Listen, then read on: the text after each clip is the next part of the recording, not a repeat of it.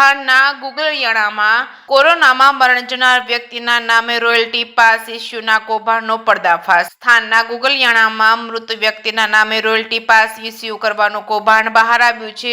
ચોટીલા નાયબ કલેક્ટરની ટીમ દ્વારા Keshav call ઇન્ડસ્ટ્રીઝમાં checking કરવામાં આવતું સમગ્ર કૌભાંડ બહાર આવ્યું છે. 5 વર્ષ પહેલા કોરોનામાં મૃત્યુ પામેલા લીઝ ધારક હસમુખભાઈ સચદેવ નામના વ્યક્તિના નામે રોયલ્ટી પાસ ઇસ્યુ કરવામાં આવ્યા હતા. મૃતક વ્યક્તિના નામે ઇસ્યુ કરેલી રોયલ્ટી પાસનો ઉપયોગ કરી અન્ય સાયલા તાલુકામાં ગેરકાયદેસર કાર્બોસેલ કાઢી તેમાં ઉપયોગમાં લેવામાં આવતું હોવાનું સામે આવ્યું છે. ચેકિંગ દરમિયાન કુલ 774 રોયલ્ટી પાસ મળી આવતા મોટું કૌભાંડ બહાર આવે તેવી શક્યતા સેવામાં આવી રહી છે. આ અંગે નાયબ કલેક્ટર દ્વારા કેશવ કોલ ઇન્ડસ્ટ્રીઝની ઓફિસ સીલ કરી સ્થળ પરથી કાર્બોસેલ અને જેસીબી સહિત રૂપિયા 78 લાખથી વધુનો મુદ્દામાલ કબજે કરવામાં આવ્યો છે.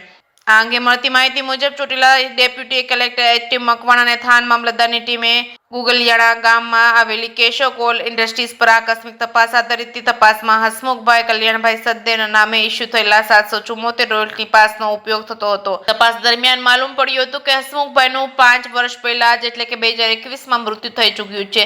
તેમ છતાં તેમના નામે હજુ પણ પાસ ઇસ્યુ કરી ખનીજ ચોરીને કાયદેસરનું રૂપ આપવામાં આવ્યું હોવાનું સામે આવ્યું છે. કેશવ કોલ ઇન્ડસ્ટ્રીઝના માલિક કૌશિક ઘનશ્યામભાઈ જાદવ અને રાકેશ ઘનશ્યામભાઈ જાદવ વિરુદ્ધ કાર્યવાહી હાથ ધરવામાં આવી છે. સાથે મહેશ ઉતરિયા, સુરેન્દ્રનગર. આજે અમારી નાયબ કલેક્ટર પ્રાંત ચોટીલાની ટીમ અને મામલતદાર થાનગઢની સંયુક્ત ટીમ સાથે થાનગઢ ગુગલિયાણા ગામે આવેલ કેશવ કોલ ઇન્ડસ્ટ્રીની ઓફિસની અંદર આકસ્મિક તપાસણી કરતા તદ્દન ગેરકાયદેસર રોયલ્ટી જે પાસ છે એ પાસ 774 છે એ મળી આવેલા છે. આ તમામ રોયલ્ટી પાસ છે એ જપ્ત કરવામાં આવેલ છે. આ જે રોયલ્ટીના પાસ છે ઇસ્યુ કરવામાં આવેલા છે એ સ્વ હસમુખભાઈ કલ્યાણભાઈ સચદેવ કે જેઓ થાનગઢમાં સર્વે નંબર 209ની અંદર લીઝ ધરાવતા હતા. સ્વ હસમુખભાઈ કલ્યાણજી સચદેવ આજથી 5 વર્ષ પહેલા એટલે કે 2021ની અંદર મૃત્યુ પામેલા છે. તેમ છતાં તેઓના નામે આ જે કેશવ ઇન્ડસ્ટ્રી વાળા છે એ તેઓની લીઝના નામે આ રોયલ્ટી પાસ ઇસ્યુ કરવામાં આવે છે. એ પણ માહિતી સામે આવી છે કે સાયલા તાલુકાની અંદર ચોરવીરા, ઈશ્વરિયા અને ચિત્રલાખાની અંદર જે કુવાઓમાંથી ગેરકાયદેસર કોલસાનું ખનન કરવામાં આવે છે એ કોલસો છે એ તદ્દન ગેરકાયદેસર છે.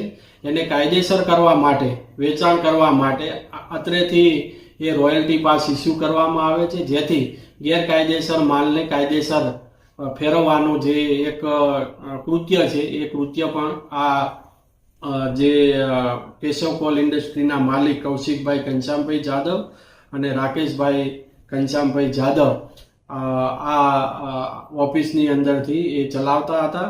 સાથે સાથે ત્યાંથી જથ્થો પણ મળી આવેલો છે, મશીનરી પણ મળી આવેલ છે, જેમાં લોડર છે, જેસીબી, ડમ્પર છે, કાર્બોસેલના ક્રશર પ્લાન્ટ છે અને કાર્બોસેલ છે. એમ મળીને કુલ 78,80,000નો મુદ્દા માલ છે પણ જપ્ત કરવામાં આવેલો છે. આ તમામ ઇસમો સામે ખાણ ખનીજના કાયદા અંતર્ગત તેમજ અન્ય કાયદા અંતર્ગત કાયદેસરની કાર્યવાહી હાથ ધરેલ છે.